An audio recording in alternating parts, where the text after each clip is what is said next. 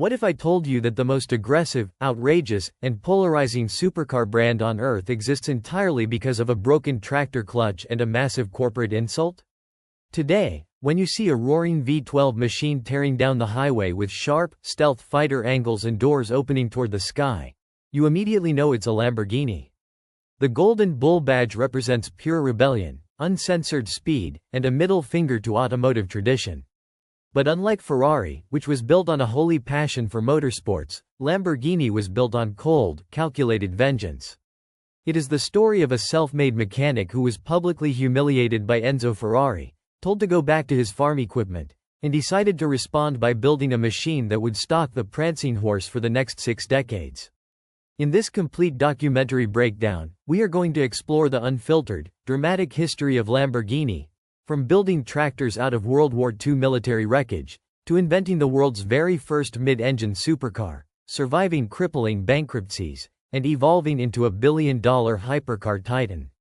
To understand the DNA of Lamborghini, you have to look at the relentless grit of its founder, Ferruccio Lamborghini. Born in 1916 to grape farmers in Renazzo, Italy, Ferruccio had zero interest in pursuing the family agriculture business. Instead, he was captivated by engines, gears, and metal. During World War II, his mechanical genius was put to the test when he served as a mechanic for the Italian Royal Air Force on the isolated island of Rhodes. Isolated from main supply chains, Ferruccio became a master of improvising, repairing trucks, aircraft components, and generators out of broken scrap metal. When the war ended, Ferruccio returned to a devastated Italy where farmers were desperately struggling to rebuild their fields without affordable machinery. Seeing a massive business opportunity, Ferruccio bought surplus military vehicles left behind by Allied forces, tore them down, and re-engineered them into cheap, reliable farm tractors. In 1948, he founded Lamborghini Trattori. His mechanical innovations, including a custom fuel atomizer that allowed tractors to start on gasoline and run on cheap diesel, made his business an instant success. By the late 1950s, Ferruccio was one of the wealthiest industrialists in Italy, expanding his empire into heating and air conditioning systems. He was living the ultimate Italian dream: rich, respected, and obsessed with high-speed luxury automobiles. With his immense wealth, Ferruccio bought the finest sports cars money could buy: Alfa Romeos, Maseratis, Jaguars, and eventually, several Ferraris, including a classic 250 GT. But as a master mechanic, Ferruccio was deeply unsatisfied with Ferrari's road cars. He found them noisy, harsh, and overly temperamental. Worst of all, the clutches in his Ferraris kept failing under heavy acceleration, requiring constant, expensive trips to Maranello. Tired of the repeated breakdowns, Ferruccio instructed his own factory mechanics to dismantle the transmission of his Ferrari 250 GT. When they opened the assembly, Ferruccio was stunned.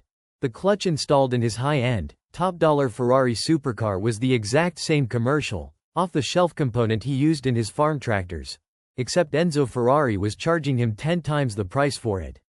Driven by frustration, Ferruccio drove straight to Maranello to confront Enzo Ferrari personally. He offered technical feedback, explaining how Enzo could improve his transmissions and road cars. But Enzo, infamous for his legendary arrogance, refused to take advice from a tractor builder. He sneered at Ferruccio and delivered the line that changed automotive history forever: "The problem isn't the car, it's the driver. You know how to drive a tractor, but you don't know how to drive a Ferrari.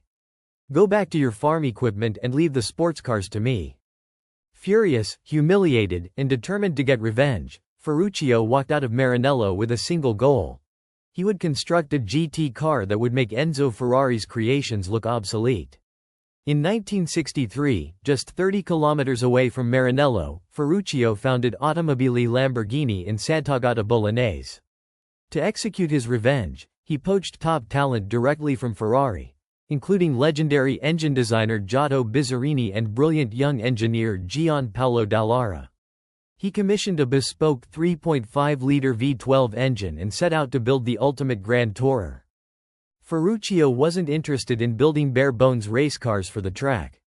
He wanted a smooth, silent, and terrifyingly fast Grand Tourer that could cruise down the autostrada at 150 miles per hour without overheating or snapping its clutch. To build the heart of this new beast, he hired Giotto Bizzarini, the brilliant former chief engineer at Ferrari who had recently left Maranello after a fallout with Enzo.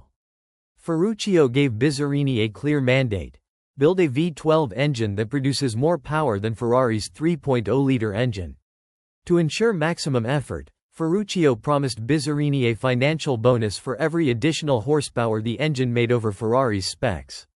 Bizzarini delivered a masterpiece, a high-revving 3.5-liter quad-cam V12 that churned out an astounding 360 horsepower.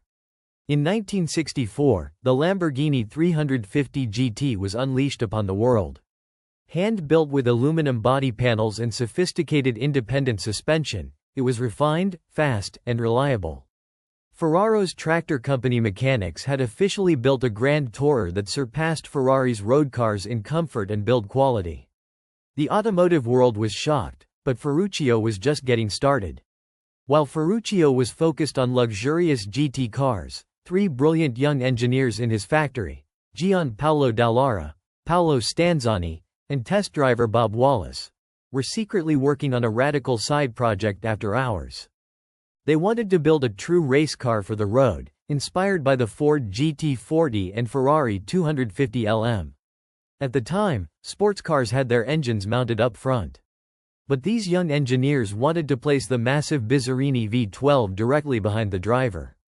The problem? A V12 mounted longitudinally was too long and would make the wheelbase impossibly wide. Their solution was sheer mechanical genius.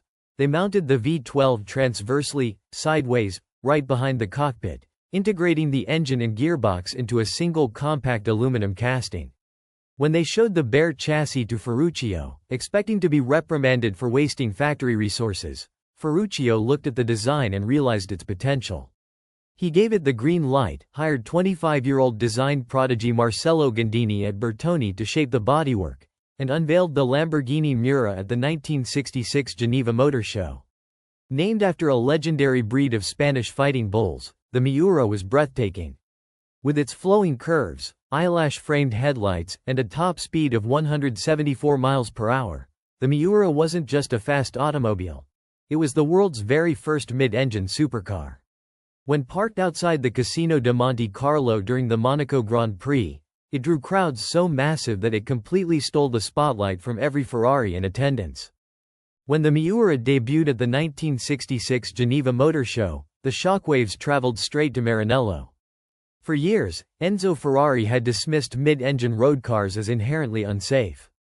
His philosophy was famous and uncompromising: the oxen pull the cart, they don't push it. Ferrari placed his engines up front because he believed mid-engine layouts were too volatile and dangerous for civilian drivers who lacked professional racing experience. When Ferruccio's Miura proved that a mid-engine V12 road car could be both breathtaking and commercially viable, Enzo was caught completely off guard. While royalty, rock stars like Rod Stewart, and Hollywood legends line up to buy the Miura, Ferrari's flagship front-engine road cars, like the 275 GTB, suddenly looked heavy, conservative, and outdated. Enzo was furious. The tractor builder he had publicly mocked just 3 years earlier had not only built a competitive sports car, but had effectively invented an entirely new category: the mid-engine supercar. Desperate to respond without publicly admitting he was wrong about the oxen pushing the cart, Enzo made a compromise. He quietly approved a smaller, mid-engine V6 sports car, naming it the Dino in honor of his late son. But notably, Enzo refused to put the official Ferrari prancing horse badge on it. In his mind, a true V12 Ferrari had to keep its engine up front. To directly fight the Miura on performance, Ferrari unleashed the front-engine 365 GTB-4 Daytona in 1968. The Daytona was a magnificent, powerful grand tourer capable of hitting 174 miles per hour, setting off an intense media war over which car held the title of the fastest production automobile on Earth. However, the cultural battle was already lost. No matter how fast the Daytona went in a straight line, it couldn't match the theatrical presence, low profile, and mid-engine layout of the Miura. The automotive press and elite buyers had made their verdict clear: the future belonged to the mid-engine layout. Defeated by market demand, Enzo was finally forced to abandon his front-engine tradition for his flagship V12 road cars. In 1973, Ferrari released the 368 GT4 BB Berlinetta Boxer, Ferrari's very first mid-engine 12-cylinder road car. Ferruccio Lamborghini had not just built a rival brand, he had single-handedly rewritten Ferrari's engineering rulebook for the next 5 decades. By the early 1970s, competitors were catching up to the Miura. Ferruccio knew Lamborghini needed a follow-up that would shatter expectations once again. He reunited the Dream Team, engineer Paolo Stanzani and designer Marcello Gandini. Their objective was simple: create something so aggressive and futuristic that it didn't look like it belonged on Earth. In 1971, they revealed the prototype for the Lamborghini Countach LP500. Legend has it that when legendary coach builder Nuccio Bertoni first saw the car's extreme wedge-shaped profile in the workshop, he shouted, "Countach!" a Piedmontese slang exclamation used when seeing something astonishing or beautiful. The Countach tossed away all the smooth, organic curves of the 1960s in favor of sharp lines, aggressive air intakes, and a flat, low-slung wedge silhouette. Because the chassis side sills were so wide, standard doors couldn't swing open outward in tight parking spots. Gandini solved this by creating upward-opening scissor doors, a design feature that instantly became Lamborghini's trademark V12 signature for decades to come. Positioning the V12 engine longitudinally this time for better weight distribution, the production Countach LP400 debuted in 1974. Capable of pushing nearly 200 miles per hour, it became the ultimate bedroom poster car for an entire generation, cementing Lamborghini not just as a car manufacturer, but as an icon of pop culture. Just as Lamborghini reached the absolute summit of cultural dominance with the Countach, the world around Sant'Agata began to fall apart. In 1973, the OPEC oil embargo hit the global economy like a sledgehammer. Fuel prices skyrocketed overnight, and the market for thirsty, 12-cylinder supercars completely evaporated. Compounding the crisis, Ferruccio's tractor business took a devastating hit when a massive order of 5,000 tractors for the Bolivian government was suddenly cancelled following a political coup. Facing severe financial strain, Ferruccio made a painful decision. Disillusioned with labor strikes, economic instability, and the changing automotive landscape, he sold his remaining 51% stake in Automobili Lamborghini in 1974. The founder retired quietly to an estate in Umbria to produce wine, leaving his company behind just 11 years after creating it. Without Ferruccio's leadership, Lamborghini fell into financial chaos, entering receivership and official bankruptcy by 1978. Throughout the 1980s, Lamborghini bounced between various owners, including Swiss businessmen Patrick and Jean-Claude Mimran. In a desperate bid to secure lucrative military defense contracts, Lamborghini attempted something completely unhinged: building an all-terrain military vehicle. Their first rear-engine prototypes failed, but in 1986, they perfected the formula with the Lamborghini LM002. Dubbed the Rambo Lambo, this brute was a massive 5,700-pound 4x4 truck powered directly by the roaring 5.2-liter V12 engine from the Countach Quattrofavole. Equipped with custom Pirelli desert tires, luxury leather interiors, and a fuel tank that held over 75 gallons, the LM002 was completely absurd. While military forces passed on it, wealthy Middle Eastern royalty, celebrities, and oil tycoons fell in love with its raw aggression. Long before the Porsche Cayenne or Urus existed, Lamborghini had accidentally invented the world's very first hyper-SUV. In 1987, American corporate giant Chrysler purchased Lamborghini, bringing badly needed financial stability. Under Chrysler's direction, the team set out to create a worthy successor to the aging Countach. The goal was daunting: build a car that could break the mythical 200 miles per hour barrier while being far easier to drive than its brutal predecessor. In 1990, the Lamborghini Diablo was unleashed. Named after a legendary 19th-century fighting bull, the Diablo was a masterpiece of 1990s supercar engineering. Powered by a 5.7-liter V12 pushing 485 horsepower, it shattered expectations by reaching a top speed of 202 miles per hour, 325 kilometers per hour. making it the fastest production car in the world at its launch. With smooth Gandini-inspired aerodynamics refined by Chrysler's design team, driver-friendly ergonomics, and later, an advanced all-wheel drive system in the Diablo VT, the car proved that Lamborghini could survive corporate ownership without losing its violent Italian spirit. The Diablo carried the prancing bull proudly through the 1990s, setting the stage for an even bigger corporate takeover at the turn of the millennium. By the late 1990s, despite the success of the Diablo, economic turbulence in Asia forced Chrysler to sell a Lamborghini to Indonesian investors, leaving the brand's future on shaky ground. Enter Ferdinand Piëch, the visionary chairman of the Volkswagen Group. In 1998, under the umbrella of Audi, Volkswagen purchased Lamborghini for $110 million. It was a match made in automotive heaven. Audi injected state-of-the-art German engineering, rigorous quality control, and massive financial backing, while keeping Sant'Agata's passionate Italian soul intact. The first true test of this partnership came in 2001 with the launch of the Murcielago.